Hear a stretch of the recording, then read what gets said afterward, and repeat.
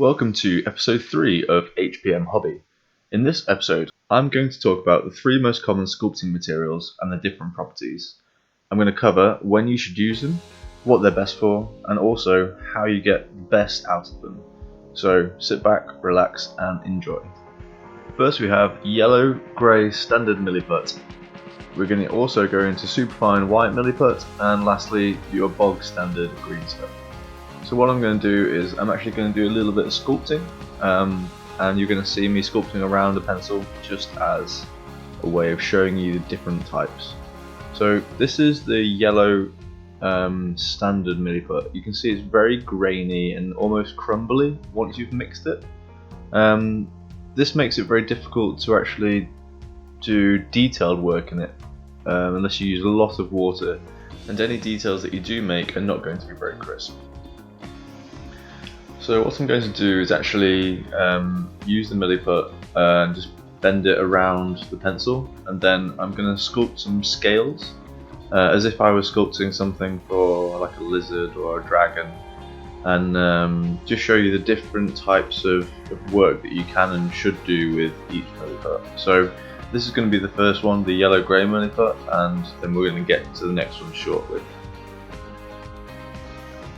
With the yellow Milliput, I like to use a lot of water if I want something to be smooth. So I'm just going to smooth it all down before we start. You can also use your fingers when you're just starting off. This makes it quite easy to work with if it's a little bit wet on the outside, especially if you're sculpting finer details.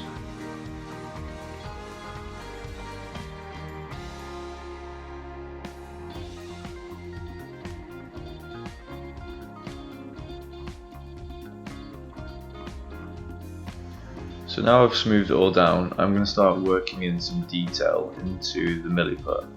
So in general I find the yellow Milliput better for doing large areas that you want to be quite smooth, because as you can see you can make it very nice and smooth, but the detail is a little bit more difficult to add. So the yellow one, as I kind of alluded to, is a bit more crumbly than the others, so the detail is not as good in the yellow Milliput. But what I'm going to do here is I'm going to see how detailed I can get by using a bit of water and a bit of patience.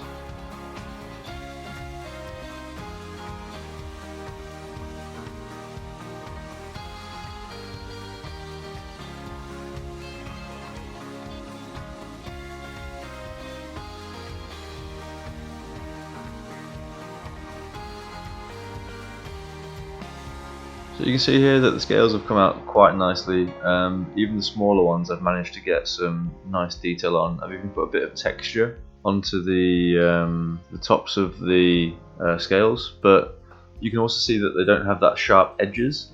It's quite difficult to get some sharp edges with a yellow Milliput. So I'm going to quickly show you what I actually use yellow Milliput for.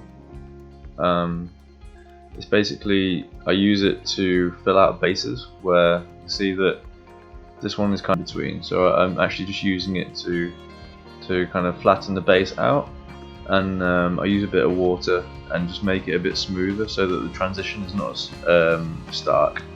And this is what I mostly use yellow Milliput for. It's the easiest material to do this, and it works pretty well because it's quite soft and it's really easy to smooth down.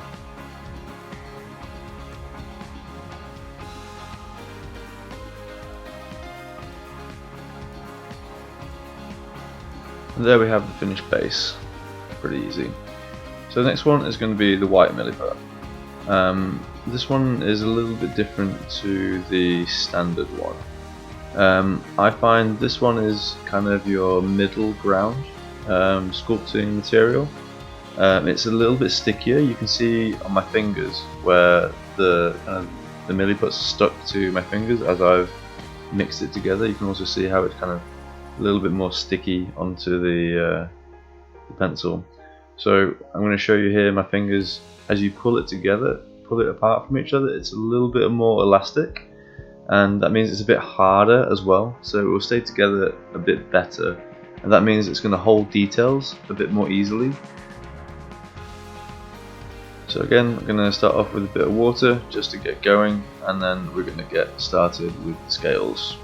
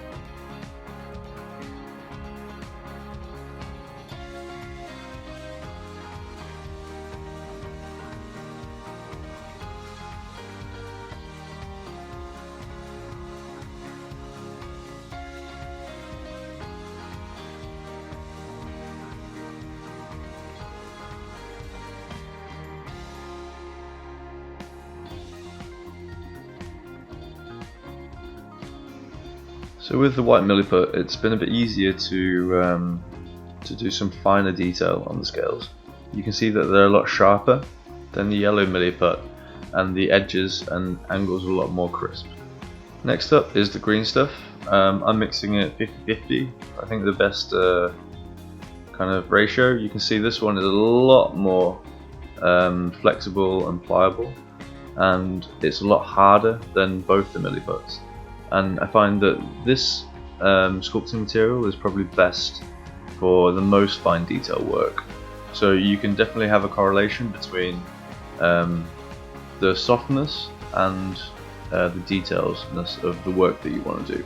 Obviously, the harder it is, the easier it is to put details in.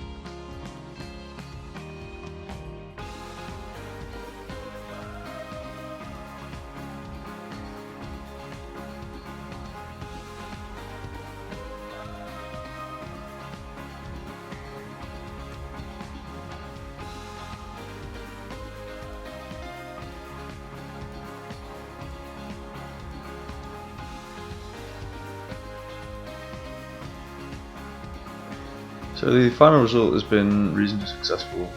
You can see that the scales, as we move towards the green stuff side, I'm able to do them much smaller with the green stuff, and up to like a reasonably small size with the white Milliput. But the scales look a lot better with the yellow Milliput when they're a bit larger. So again, use the green stuff for your fine detail work. Use the white Milliput for anything in the middle. It can be used for both detailed and flat surfaces. And anything that you need to use for a large flat surface that needs to be very smooth, the yellow Milliput is the best. So thank you for listening to this video on different types of sculpting materials. Let me know what you think. Let me know if this video has helped you in any way. Please like and subscribe to this video and this channel. It's really important to me that I get more subscribers and lots of likes, and if you can share it, that would be even better. I'd like some feedback on these videos as well. So if you have anything positive or negative to say, please send me an email to hpmhobby@gmail.com. And lastly, please follow me on social media. You can find me on Instagram and Twitter at HPMHobby. And then if you follow me on social media, you'll get a little bit more content when I'm posting pictures of what I'm doing and also when the videos are out. Thanks, and we'll see you on the next one.